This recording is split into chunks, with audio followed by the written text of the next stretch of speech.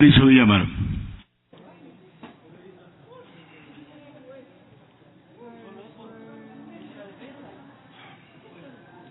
Señoras y señores asambleístas,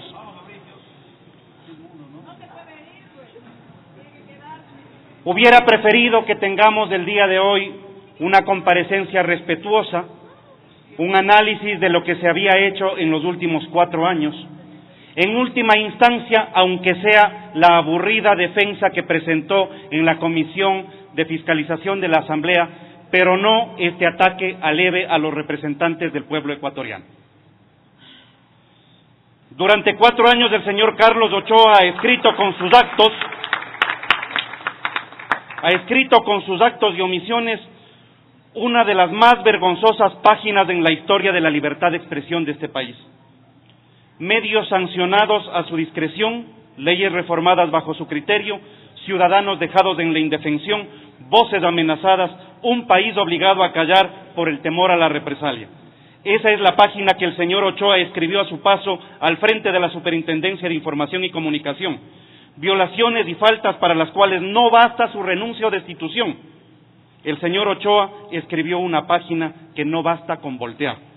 Nuestra responsabilidad como legisladores de esta tarde es precisamente asegurarnos que la página de cinismo y vergüenza escrita por el señor Ochoa le siga una página de decencia, ética y civismo. Antes de comenzar, quisiera agradecer al Colegio de Abogados de Pichincha, a la Federación Nacional de Periodistas, a Fundamedios y en especial a todos los periodistas que han soportado valientemente una década de persecución. Gracias a su labor y a la lucha por la libertad de expresión se ha podido conocer los grandes casos de corrupción y nos hemos podido acercar más a la verdad.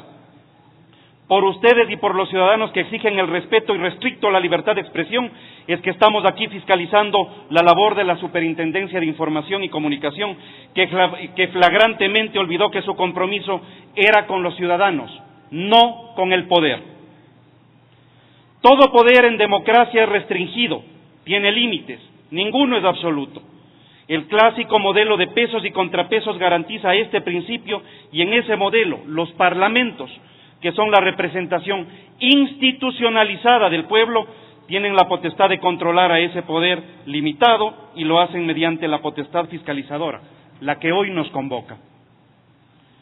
El juicio político que hoy nos convoca tiene características cruciales dentro de la tortuosa historia democrática del Ecuador. Se trata no solo de determinar si es que el ex superintendente cumplió o no sus funciones constitucionales, legales y reglamentarias. Se trata también de escoger el sistema de gobierno en el que queremos vivir. Se trata de si le damos a la libertad de expresión el rango que tiene para la convivencia y la vigencia democrática o si optamos por un modelo diferente. Se trata de si la defensa de los derechos humanos es un tema únicamente de la legislación interna o si garantizamos la vigencia plena del derecho internacional de los derechos humanos. En este proceso es el pueblo quien a través de sus representantes, de nosotros los asambleístas, está controlando al poder e impide su abuso. Por esta razón, para revalorizar la facultad fiscalizadora, es que esta convocatoria de enjuiciamiento político es fundamental. Durante esta interpelación demostraré ante el pueblo ecuatoriano cómo el funcionario que hace un rato paladinamente salió de esta sala, en su calidad de superintendente de la Información y Comunicación, abusó de su autoridad, construyó un modelo restrictivo de derechos y a través de este un retroceso en la convivencia democrática. Aquí no debe entenderse que este es un incidente o una disputa política entre oposición y gobierno. No voy a quedarme atrapado en esa lógica. Mostraré cómo ese modelo restrictivo es malo para la democracia, lo use un funcionario de derecha como uno de centro o uno de izquierda. Este juicio político se trata de la defensa de principios, valores y normas que deben tener vigencia plena en una sociedad democrática y republicana. El caso que nos atañe es de fundamental importancia, también por el tema del que se trata. Estamos frente a un caso del ejercicio, la garantía, la promoción de un derecho humano, el derecho a la libertad de expresión. Esa libertad que el ciudadano Ochoa debía cuidar, pero hizo exactamente lo contrario al establecido en el artículo 1 de la Ley Orgánica de Comunicación que dice haber defendido. Solo tenía que desarrollar, proteger y regular los derechos de la comunicación de los ecuatorianos. Solo ese artículo tenía que cumplir, y no lo hizo. Tratándose de esta materia, el análisis y la interpretación del caso no solo debe reducirse a la legislación nacional, debe extenderse al derecho internacional de los derechos humanos, tal como lo establecen los artículos 3, 10, 172, 417, 424, 425 y 426 de la Constitución, rama del derecho que es la consecuencia de los atentados a los derechos humanos más atroces que recuerda la humanidad. Luego de constatar los resultados de eventos históricos dramáticos, se concluyó que el poder de un Estado no es absoluto, aún dentro de su territorio, que el ejercicio de ese poder debía sujetarse a normas comunes que impidieran que las experiencias traumáticas se repitieran y que los ciudadanos tuvieran una herramienta para defenderse de los abusos de los Estados. Las funciones de la superintendencia están dentro del ámbito del derecho humano a la libertad de expresión y, por lo tanto, le son exigibles no solo la observancia de normas nacionales, sino también las internacionales de protección de los derechos humanos, sus doctrinas y estándares. Y tanto es así que la misma Constitución obliga a los funcionarios a hacerlo, siempre en defensa de los ciudadanos. Eso dice el artículo 11, numeral 3 de la Constitución, el mismo que tampoco cumplió y por la cual está siendo interpelado. El licenciado Ochoa abusó de la autoridad que la ley le asignó, desvió ese poder para beneficiar su subjetividad y al hacerlo incumplió sus obligaciones constitucionales, legales y reglamentarias. Vamos a recordarle al señor Ochoa todas las vejaciones a la libertad de expresión y demás derechos en el ejercicio de su cargo. El señor Ochoa atentó contra el derecho a la libertad de expresión consagrado en el artículo 66 de la Carta Magna, en la Convención Americana sobre Derechos Humanos, en el Pacto Internacional de los Derechos Civiles y Políticos y otros instrumentos válidamente ratificados por el Estado ecuatoriano. Esto lo hizo interpretando extensivamente las normas que les correspondía aplicar, como en el caso Teleamazonas. Bajo el sistema constitucional ecuatoriano, el Estado no tiene derechos, tiene potestades. En ese orden de ideas es esencial comprender que los ciudadanos tienen derechos y el Estado la obligación de garantizarlos. Cualquier atentado a esa lógica es, en esencia, un atentado a los principios fundantes de nuestro Estado. En consecuencia, resulta incongruente con el modelo constitucional ecuatoriano y con la esencia misma de los derechos humanos, que son contrapunto para el poder, el hecho de que el propio Estado pueda activar al Estado para protegerse de las acciones de los ciudadanos, desvirtuando toda doctrina de derechos humanos. Esto es exactamente lo que el señor Ochoa hizo en el caso Teleamazonas. En este caso recientemente resuelto por parte de la justicia constitucional en contra del señor Ochoa, se refleja claramente la visión que este señor tuvo en su cargo y del ejercicio de la libertad de expresión. El proceso es tan significativo y emblemático que podría dar para enseñar dentro del claustro académico las diversas formas de abuso de poder en desmedro de las libertades ciudadanas. En tal caso, dentro de un espacio de opinión del canal, la asambleísta Lourdes Cuesta se pronunció respecto de la Ley Orgánica de Comunicación, de la Superintendencia y, por supuesto, del trabajo del señor Ochoa como superintendente. Tales opiniones, como en efecto fueron una crítica al sistema, desencadenaron una serie de consecuencias jurídicas punitivas al canal de televisión, el cual fue hecho responsable por la opinión de terceros.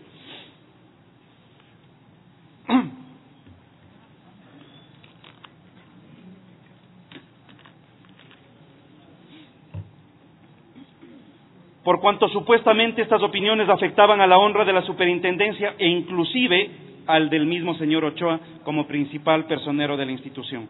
Es decir, bajo su errado entendimiento, usted estaba llamado a honrar los derechos de esa institución, entendiendo que el Estado tenía que defenderlos por sobre la libertad de expresión de la asambleísta y sobre todo ciudadana Lourdes Cuesta, ignorando la jurisprudencia interamericana sobre el tema, que por ejemplo, en el caso Usón Ramírez versus Venezuela, en el que un militar fue condenado por el delito de injuria contra la Fuerza Armada Nacional, por opiniones críticas en el caso del Fuerte Mara, establece que contemplar una protección mayor y automática al honor o reputación de una institución estatal, sin considerar la mayor protección debida a la libertad de expresión en una sociedad democrática, es incompatible con la Convención Americana sobre los Derechos Humanos. El señor Ochoa olvidó que el Estado no es sujeto de derechos y no es la primera vez. Hay que recordarle que ya lo hizo en el caso de Bonil, en el caso de Expreso y en el caso de Coavisa. De hecho, tal como su nombre lo indica, el derecho humano o fundamental es de titularidad estricta de las personas, valga decir, de los seres humanos o de los colectivos humanos. Ya lo dijo la Corte Interamericana de Derechos Humanos en su primer caso contencioso y quizás el más emblemático, Velázquez Rodríguez. El ejercicio de la función pública tiene unos límites que derivan de que los derechos humanos son atributos inherentes a la dignidad humana y en consecuencia superiores al poder del Estado.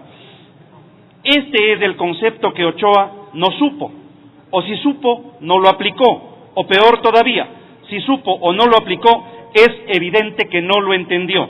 En ese sentido, si el Estado se atribuye la titularidad de derechos que por su naturaleza es imposible que los ejerza y trata de imponer a los particulares la obligación de respetar esos derechos inexistentes, está menoscabando las obligaciones del Estado en materia de derechos humanos, que le obligan a respetarlos y garantizarlos sin tener ningún ejercicio o propiedad sobre estos. Adjudicarse a sí mismo los derechos y enfrentarlos sobre sus verdaderos titulares, como lo ha hecho, es totalmente ilegítimo. Por ende, cualquier intento de desconocer el carácter estrictamente humano de los derechos fundamentales consagrados en la Constitución y los tratados internacionales constituye cuando menos una amenaza grave a su efectivo ejercicio y pone en riesgo la existencia misma de un Estado de Derecho cuya principal razón de ser es velar porque los derechos de sus ciudadanos se respeten. No puede coexistir con este modelo los mal llamados derechos del Estado, de sus instituciones o de sus agentes, ni mucho menos de emplearlos como mecanismos de inhibir el ejercicio de facultades inherentes a sus ciudadanos. Además, al aplicar en su beneficio el derecho a la réplica, usted incurrió en una interpretación extensiva de la norma y en ningún renglón le otorga tal potestad a ninguna institución del Estado. El artículo 24 habla claramente de que toda persona o colectivo humano puede ejercer ese derecho. Y por si fuera poco, esta aplicación del derecho a la réplica es contradictoria con el estándar interamericano en materia de libertad de expresión, que protege especialmente el libre flujo de información dirigido a amplificar voces divergentes sobre temas de interés público. Para que una democracia funcione, se requiere el mayor nivel posible de discusión pública sobre cómo funcionan la sociedad y el Estado en todos sus aspectos. Esto se conoce como asuntos de interés público. En los países democráticos, las acciones y omisiones estatales deben estar sujetas a un nivel de escrutinio muy alto por parte de todos los actores de la sociedad. Eso quiere decir que más allá de los órganos de control, también la prensa y la opinión pública están llamados a vigilar esas actuaciones. La gestión pública debe ser monitoreada y controlada por toda la sociedad y por eso se requiere libertad de expresión, o dicho de otra manera, ausencia de censura. En definitiva, al otorgar derechos al Estado, el ex superintendente ha incurrido en la causal del juicio político al haber usado sus atribuciones legales, destinadas a proteger la libertad de expresión, precisamente para coartarla. Es posible que lo haya hecho por desconocimiento, por ignorancia o por mala fe. Ninguno de esos casos le exime de su responsabilidad política derivada de su irresponsabilidad como funcionario público. Por eso es que está siendo interpelado. De la misma manera, es políticamente responsable por haber equiparado los conceptos de información y opinión en contra de la libertad de expresión, pues exigió pruebas de veracidad a la opinión, extendió la responsabilidad sobre la opinión a los medios y no observó los estándares internacionales, limitó el libre flujo de ideas. No entendió que ambos conceptos están sujetos a consecuencias jurídicas diversas, la opinión a la réplica, la información a la rectificación. En su comparecencia ante la Comisión de Fiscalización y Control Político, evidenció que sigue confundiendo conceptos tal como lo hizo durante los últimos 4 años. Vale la pena diferenciar estos dos conceptos, información y opinión. Solamente los hechos son susceptibles de juicios de veracidad o falsedad, las opiniones no. Por ende, nadie puede ser condenado por una opinión sobre una persona si es que eso no está acompañado de una falsa imputación de hechos que puedan verificarse. En ese sentido, la Corte Constitucional ha hecho la distinción que me permito citar y que en su comparecencia también se mencionó, pero evidentemente sin que la haya entendido el señor Ochoa. La información de hechos, acontecimientos y procesos de interés general debe ser veraz, verificada, oportuna, contextualizada, plural y sin censura previa. Respecto a la opinión, las citadas características no son ni jurídica ni fácticamente aplicables, dado que las opiniones constituyen manifestaciones exteriorizadas de puntos de vista propios sobre aspectos de la realidad, públicos o no, que suceden en la cotidianidad de la vida en sociedad. Lo mismo ha considerado la Corte Europea de Derechos Humanos en el caso Ligens versus Austria, en el cual se multó a un periodista por decir que la canciller era vil, oportunista, inmoral o indigno, sin poder probarlo. Allí la Corte explicó que había que distinguir claramente los hechos de las opiniones. Los primeros son comprobables, pero las opiniones son estrictamente personales y no pueden tener una valoración probatoria porque son manifestaciones de la libertad de pensamiento y de expresión. Para el ex superintendente estos conceptos esenciales no están claros, aunque era su obligación, por el cargo que ocupó, conocerlos, entenderlos y aplicarlos.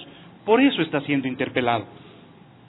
En un Estado de Derecho, los ciudadanos y más estrictamente los funcionarios públicos estamos sometidos a leyes y no a personas. Si esta regla se rompe y pesa más la opinión de una persona y su interpretación de la norma, estamos frente a un escenario propicio para el abuso del autoritarismo. El informe de la Comisión de Fiscalización y Control Político que recomienda el enjuiciamiento del señor Ochoa califica sus actos como desviaciones de poder propios de una tiranía.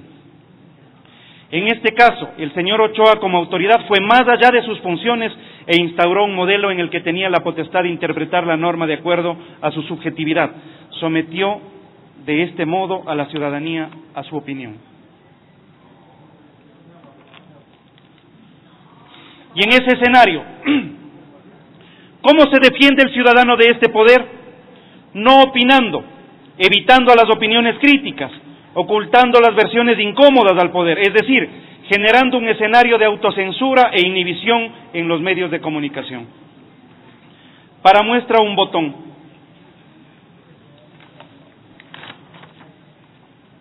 Aquí está la portada del periódico El Comercio del 5 de abril del 2015, en el cual se revelaba el costo real del proyecto Coca-Cola Sinclair. El ex superintendente sancionó al diario, a pesar de que esta información era real y de claro interés público. Y el caso se torna más grave aún, cuando el Telégrafo, el 22 de marzo del mismo año, ya había publicado la noticia que hacía referencia a los mismos datos y no recibió sanción alguna. Ochoa sancionó a los medios que se atrevieron a enrostrar el dispendio y la corrupción. En última instancia, sancionó a los que denunciaban el derroche y la corrupción. Ochoa es responsable de haber encubierto la corrupción, es responsable de perseguir la otra verdad, la verdad incómoda, la verdad por la que está preso Jorge Glass, la verdad por la que muchos fueron perseguidos.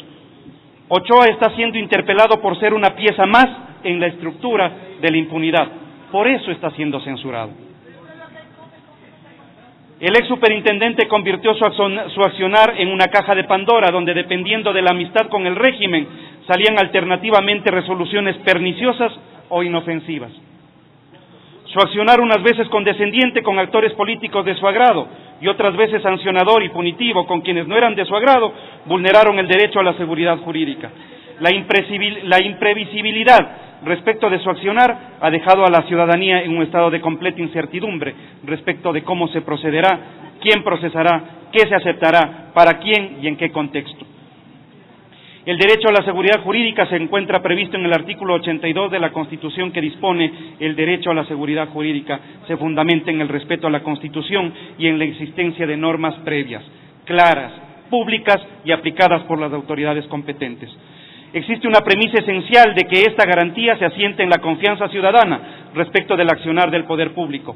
Bajo la Constitución del 2008, la autoridad pública no puede emplear la discrecionalidad como excusa para la violación del principio de legalidad, para imponer su voluntad o capricho. Este es un mecanismo de actuación que permite escoger entre alternativas válidas, no más allá de ello. El ejercicio del derecho implica analizar circunstancias de hecho, normas jurídicas y extraer conclusiones lógicas. Si bien la doctrina ha enfocado la obligación de motivar las decisiones en el ámbito judicial, es indispensable que las decisiones jurídicas de las entidades administrativas también respeten este principio. Ochoa no lo hizo y eso se evidencia en el caso Marta Roldós versus Medios Públicos, entre tantos otros. La denunciante no tuvo derecho a la tutela administrativa. Su denuncia por linchamiento mediático fue presentada el 22 de enero del 2014 ante lo que ella consideraba una campaña de desprestigio en su contra, publicando sus correos electrónicos hackeados y elaborando una teoría conspirativa según la cual, junto con otros periodistas, intentaba derrocar a los gobiernos democráticos de la región. En el caso, nunca hubo una audiencia y el 11 de febrero la denunciante se enteró que su denuncia había sido archivada. Ochoa argumentó que, dado que no se había adjuntado la copia de la cédula ni correo electrónico, no se cumplía el artículo 8 del Reglamento para el Procesamiento de Infracciones Administrativas de la Ley Orgánica de Comunicación, instrumento infraconstitucional que en ningún caso podía ir más allá ni contradecir ni la ley ni la Constitución, que expresamente dice que no se sacrificará la justicia por la mera omisión de formalidades. Asimismo, el ex superintendente argumentó que un reglamento nunca puede estar por encima de la ley, en el oficio número 14 del 14 de febrero del presente año, dirigido a la Comisión de Fiscalización y Control Político, en el que ahora sí pedía una prórroga para su defensa. Es decir, cuando el precepto constitucional le sirve a Ochoa, lo utiliza. Cuando debe aplicarse a los demás, lo desconoce, no lo entiende, no lo aplica. Por eso está siendo interpelado. Sin problema, la falta de documentación de Marta Roldós podía suplirse en un momento procesal posterior. Su aplicación de normas secundarias de manera restrictiva, sin tomar en cuenta su deber constitucional como funcionario público de protección de derechos, generó situaciones de indefensión, como en el presente caso. Incluso, tal como lo dice el informe de la Comisión de Fiscalización y Control Político, el señor Ochoa pudo haber actuado de oficio, pero como Marta Roldós no era afín al régimen, ni tenía un caso de interés para el gobierno, simplemente archivó el caso por una formalidad absolutamente prescindible. Así es como Ochoa entiende la ley que defiende. La misma superintendencia en el caso del ministro de Electricidad y Energía Renovable y el gerente de Coca-Cola Sinclair contra el comercio ha remarcado en referencia al argumento de la contraparte de no haber cumplido los requisitos formales de la denuncia que la Constitución señala que no puede sacrificarse la justicia por la sola omisión de formalidades. Por lo tanto, el señor Ochoa estuvo plenamente consciente de lo que significa en la práctica el artículo 169 de la Constitución, pero lo ignora a conveniencia. Por regla general, el funcionario público debe sujetarse al claro tenor de la ley para su actuar y no puede elegir frente a quién aplicar la norma, pues aquello sería contradictorio con el derecho a la igualdad y a la no discriminación. En este sentido, la discrecionalidad en la aplicación de la norma es una atribución del funcionario que en todo caso debe ser ejercida en el marco de la Constitución, bajo sus límites y con la premisa de asegurar su integral cumplimiento. De una revisión a los procesos sustanciados por Ochoa, se observa claramente que su actuar se contrapone directamente con la garantía constitucional de la seguridad jurídica que, como he indicado, se fundamenta en la previsibilidad de la actuación del poder público y que se contrapone con la discrecionalidad arbitraria y grosera que ha emprendido, actuando apaciblemente frente a unos actores y férreamente contra otros. La verdadera naturaleza del ser humano se conoce dándoles un poco de poder. La censura que hoy se le impondrá a Ochoa es la consecuencia de su naturaleza. El Ecuador no se mereció un funcionario como Ochoa. La censura y destitución evitará que el señor Ochoa o gente como él vuelva a tener poder en el Ecuador. Parecería que esta deshonestidad intelectual es un vicio que le acompaña siempre. Así lo demostró en su comparecencia a la Comisión de Fiscalización y Control Político. Allí, Ochoa vociferaba y se refería a varios autores, pero con una visión tan sesgada que distorsionó las ideas por ellos manifestadas. Por ejemplo, suele citar constantemente a Kapuczynski. Le quisiera recordar que el afamado periodista polaco también ha dicho que si entre las muchas verdades eliges una sola y la persigues ciegamente, ella se convertirá en falsedad y tú en fanático. Lea completo a Kapuczynski, señor Ochoa. Su par en Colombia, Beatriz Quiñones, de acuerdo a su intervención, ha dicho que es erróneo que los medios piensen que la imposición de normas por parte de los entes reguladores se acerca a la censura. Sin embargo, enfáticamente, ella explica que si bien regular es una necesidad o un requisito, es necesario escuchar a quien no queremos escuchar y que los gobiernos necesitan aprender a tolerar ideas diferentes y no dedicarse a censurar. Conocer este otro lado de aquellos autores que parecen ser sus referentes es algo que le hubiera sido de mucha utilidad en su gestión al señor Ochoa. Citar solo lo que le conviene también es una forma de corrupción, es una forma de deshonestidad y de la peor clase, la deshonestidad intelectual. Por eso no se le puede interpelar. Esa deshonestidad intelectual no lo destituye, pero evidentemente lo deshonra, lo desacredita entre los periodistas que él mismo persiguió. Su deshonestidad intelectual lo terminará aislando. Eso es lo que el señor Ochoa se merece. En esa gestión en que la sociedad se sometió al poder de una persona, del señor Ochoa, y no de las normas, la estabilidad de las reglas del juego, su aplicación general y cierta se pusieron en duda. Se construyeron incentivos errados. El incentivo de un medio no puede ser su cercanía al poder para evitar sanciones, llamados de atención o acoso. Cuando el incentivo es acercarse al poder, se genera un efecto inhibitorio y de autocensura que perjudica la libre circulación de ideas. Todo lo dicho fundamenta con creces la imputación mediante este juicio político, pues, insisto, su más alto deber como funcionario público consistía en respetar los derechos constitucionales de los ciudadanos, por lo cual deberá ser políticamente responsable, porque este es el juicio político de los ecuatorianos que buscan la libertad de expresión, de los ecuatorianos que queremos que exista libertad de prensa, de aquellos ecuatorianos que entienden que la libertad de expresión no solo cobija las expresiones agradables, sino que está precisamente para proteger a aquellas que ofenden, que chocan, que resultan ingratas o perturban al Estado o a cualquier sector. La amenaza de la multa, la falta de certeza de cómo se ha de aplicar la norma, la discrecionalidad en la aplicación y su desproporcionalidad generaron desconfianza en los actores de la comunicación. Nuevamente el mensaje fue claro: ser amigo del poder permite un trabajo normal y sin sobresaltos, sin multas, no hacer lo que al poder le molesta. Nuevamente el ciudadano sometido no a leyes sino a personas. Nuevamente el fundamento del Estado de Derecho en duda y nuevamente la mejor solución frente a este escenario, la autocensura, la inhibición.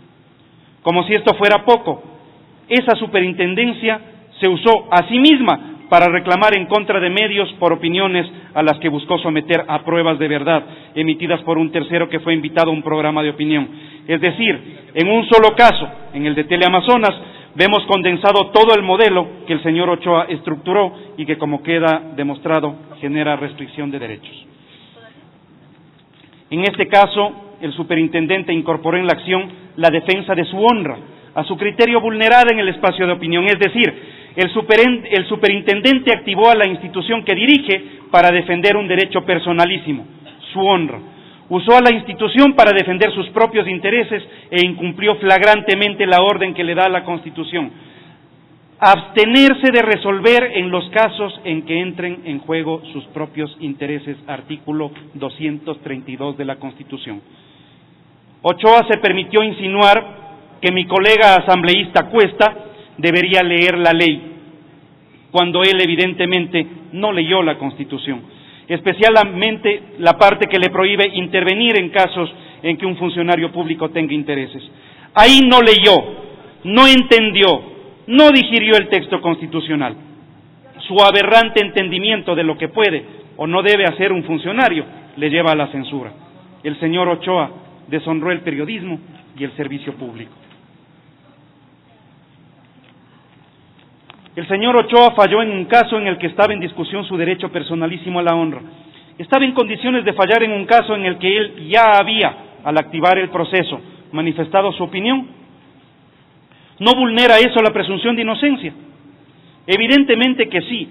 Se lo podrá decir cualquier estudiante de Derecho de primer año, pero a estas alturas ya es muy tarde para que el señor Ochoa lo entienda. La ética obliga a evitar los conflictos de intereses. Obliga a que un funcionario que no se beneficie del cargo para resolver casos en los que está involucrado. Esa norma ética En un inicio se convierte en norma constitucional y de obligatorio cumplimiento, pues consta en el artículo 232 de la Constitución.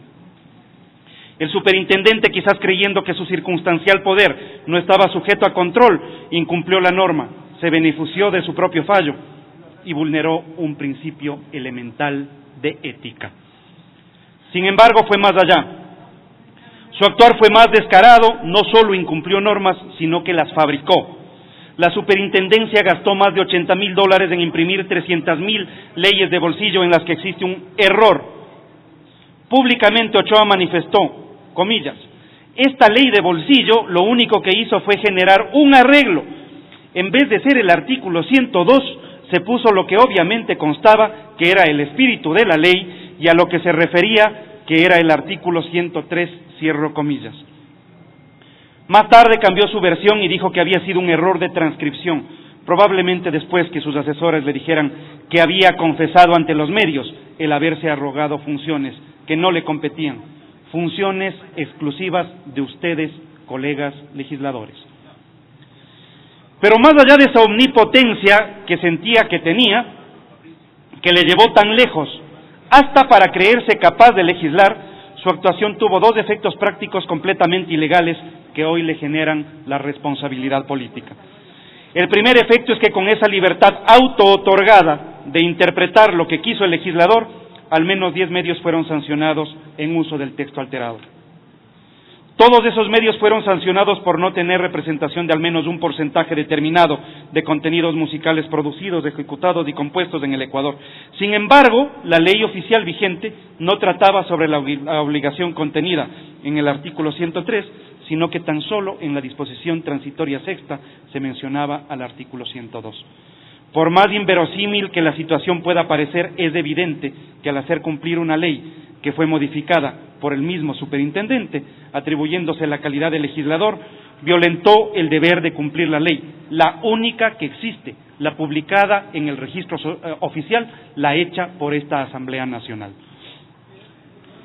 ¿De cuándo acá Ochoa se convirtió en el intérprete del espíritu de la norma? ¿De cuándo acá los funcionarios nos dan interpretando lo que correcta o incorrectamente hace la Asamblea Nacional? O como alguien solía decir, quiere legislar, gane elecciones pues. El segundo efecto es la ilegalidad de no haber iniciado una investigación para esclarecer los motivos de la falencia que costó miles de dólares. Jamás se tomaron las medidas idóneas para esclarecer el contexto y las responsabilidades del caso. Peor aún, se ha clarificado cómo estos recursos públicos serán restituidos. Este es un claro panorama de negligencia en el manejo de los fondos de los ecuatorianos, ante lo cual pido al Pleno de la Asamblea que esta prueba sea remitida inmediatamente a la Fiscalía General del Estado para que se pueda determinar los posibles delitos en los que habría incurrido el licenciado Ochoa.